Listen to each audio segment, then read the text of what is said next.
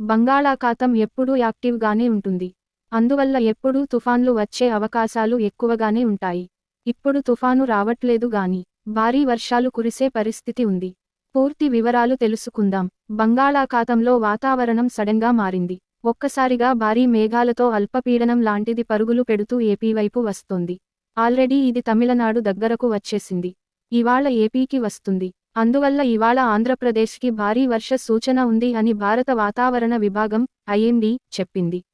IMD తాజా వాతావరణ bulletin ప్రకారం బంగాళాఖాతంలో అల్పపీడనం దక్షిణ శ్రీలంక నుంచి బయలుదేరి పశ్చిమ మధ్య బంగాళాఖాతం గుండా పరుగులు పెడుతూ ఆంధ్రప్రదేశ్ దక్షిణ తీర ప్రాంతానికి వస్తోంది. దీని మేఘాలు ఆల్రెడీ ఏపీపైకి వచ్చేశాయి.